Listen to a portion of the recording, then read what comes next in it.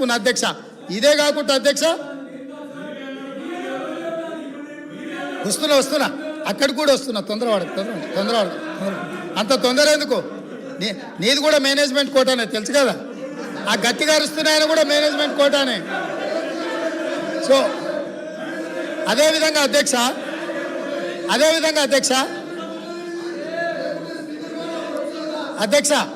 అదేవిధంగా 18 జూలై అధ్యక్ష బాగినాలే ప్రతిపక్ష నాయకులు 18 జూలై 1996 ఒక చర్చ సందర్భంగా ఈ చర్చ 610 జీవో మీద తెలంగాణ సమస్యల మీద చర్చ జరిగినప్పుడు ఒక గొప్ప నాయకుడు, చాలా గొప్ప నాయకుడు అని చెప్పుకునేవాళ్ళు ఏం మాట్లాడినరో నేను చెప్పదలుచుకున్నా అధ్యక్ష.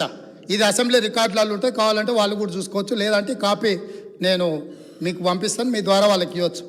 ఉద్యోగులకు సంబంధించి 6 సూత్రాల పథకం, జోనల్ సిస్టమ్ వంటివి దెబ్బతిన్నాయి. సర్ప్లస్ స్టాఫ్ను రాష్ట్రంలో ఏ మూలనైనా వాడుకునేలా వీలు ఉండాలి, కానీ ఆ విధానం లేదు. మనం విధించుకున్న ఆటంకం 6 సూత్రాల జోనల్ విధానం. సిబ్బందిని వినియోగించుకోలేక, పని లేకపోయినా కోట్ల లక్షల రూపాయలు నిరర్థకంగా పెట్టుకొని ఖర్చు చేస్తూ వృధా చేస్తున్నాం. ఈ విధానంలో మార్పులు చేయాలి, డైనమిక్గా మూవ్ కావాలి.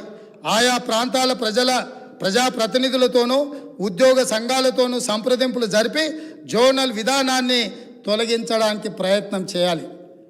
ఆనాడు 69 తెలంగాణ ఉద్యమంలో ఎంతోమంది అమరులై కేంద్ర ప్రభుత్వంతో కొట్లాడి నిటారుగా నిలబడి సాధించుకున్న జోనల్ విధానం ద్వారా ఉద్యోగ ఉపాధి అవకాశాలలో తెలంగాణ వాటాను కోటాను నిర్ణయం చేసి జోనల్ విధానం తీసుకొస్తే ఈ 18 జూలై 1990 నాడు ఆనాడు మంత్రిగా ఉన్న శ్రీ గౌరవనీయులైన కల్వకుంట్ల చంద్రశేఖరరావు గారి ప్రసంగంలోని పాఠం ఇది. వారికి తెలంగాణ ప్రజల పట్ల, తెలంగాణ విధానాల పట్ల ఉన్న నిబద్ధత.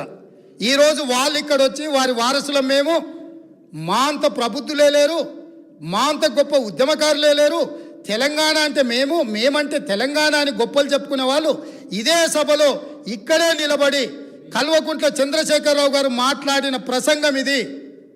ఇట్లా మాట్లాడినందుకు వారి తరఫున ఇక్కడ మాట్లాడిన వాళ్ళు మొదట తెలంగాణ ప్రజలకు క్షమాపణ చెప్పి జోనల్ విధానాన్ని 6 సూత్రాల విధానాన్ని వ్యతిరేకించినందుకు తెలంగాణ ప్రజలకు క్షమాపణ చెప్పి మాట్లాడితే బాగుంటుంది.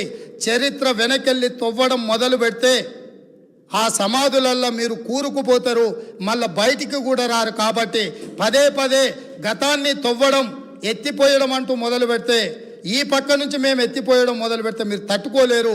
అందుకే 2 జూను 2014 నుంచి తెలంగాణ రాష్ట్రం ఏర్పడ్డ తర్వాత జరిగిన పరిణామాల మీద మొదటి 9.5 సంవత్సరాలు మీరు పరిపాలన అందించారు, రాబోయే 10 సంవత్సరాలు మేము పరిపాలన అందించబోతున్నాం. ఇందులో సహేతుకమైన సూచనల్ని సలహాలని మీరు ఇవ్వడానికి ముందుకు రావాలి అని చెప్పి నేను వారికి గుర్తు చేస్తున్నా అధ్యక్ష. అదేవిధంగా అధ్యక్ష, ఈరోజు ఈ తెలంగాణ రాష్ట్రంలో మనం నిర్ధారించుకున్న విధానాలు అత్యంత క్లిష్టమైనవి, బాధ్యతాయుతమైనవి. ఈ 6 గ్యారంటీలు మేమే గుర్తు చేసుకున్నామని కాదు, ఈరోజు వారు కూడా బైబుల్ లాగానో, గీత లాగానో, ఖురాన్ లాగానో పవిత్రంగా చేతిలో పట్టుకొని తిరగవలసిందే. ఈ 6 గ్యారంటీల నుంచి ఎవరు తప్పించుకోలేరు.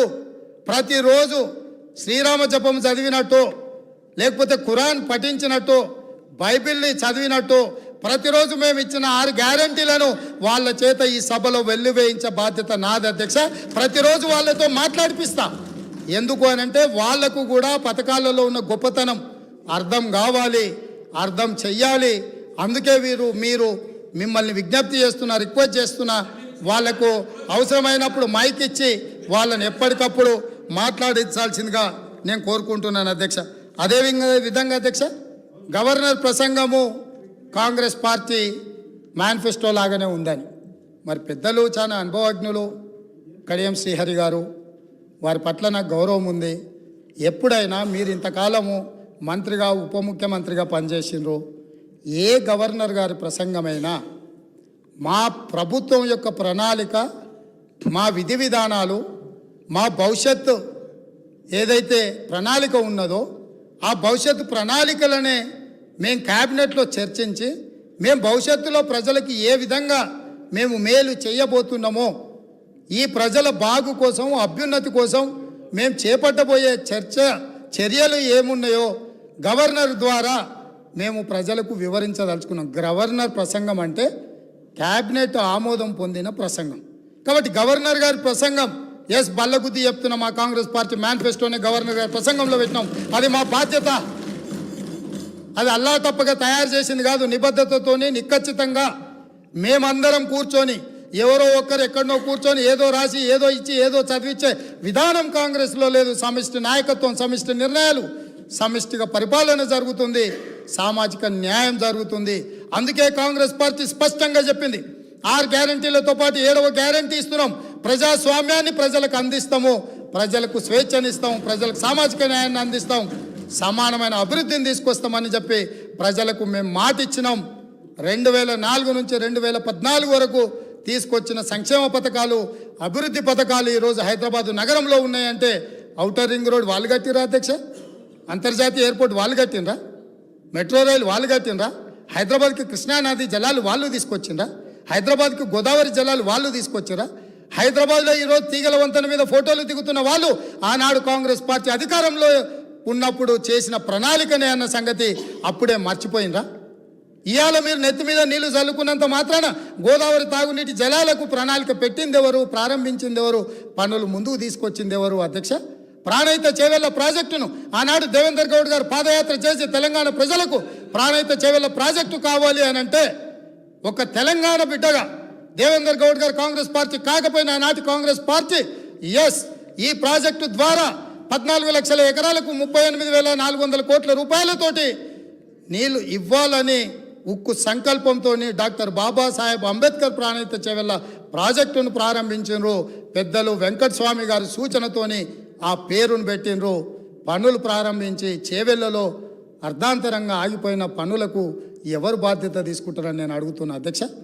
ఆనాడు కాంగ్రెస్ పార్టీలో ఉన్న నాయకులు చిన్నారెడ్డి గారు లాంటి వాళ్ళు మాట్లాడడం వల్ల పాలమూరు ప్రాంతానికి, రంగారెడ్డి ప్రాంతానికి సాగునీటి ప్రాజెక్టు నిర్మించాలి, సాగునీరు తాగునీరు ఇవ్వాలి అని పాలమూరు రంగారెడ్డి ఎత్తిపోతల ప్రాజెక్టుకు 2013లోనే మంజూరు ఇచ్చి పనులను సర్వేలు చేయమని ఆదేశాలు ఇచ్చి దానికి పునాది రాయి వేసింది కూడా కాంగ్రెస్ పార్టీ కాదా అని నేను అడుగుతున్నా. ఉమ్మడి రాష్ట్రంలో చివరి జీవో నెంబర్ 69 నారాయణపేట కొడంగల్ ఎత్తిపోతల పథకానికి 8.5 టీఎంసీలతో 1,500 కోట్ల రూపాయలతో 1,07,000 ఎకరాలకు సాగునీరు తాగునీరు ఆ ప్రాంతానికి అందించాలని ప్రాజెక్టు ఆమోదిస్తే నికర జలాల కేటాయింపుతోనే ఆనాడు గవర్నర్ గారు జీవో ఇస్తే ఆ జీవోను ఈనాటి వరకు తుంగలు తొక్కిపెట్టి నారాయణపేట కొడంగల్ ప్రాంతాన్ని ఎడారిగా మార్చింది వాళ్ళు కాదా? ఈ వివక్ష వీళ్ళు చేసింది కాదా అని నేను అడుగుతున్నా అధ్యక్ష.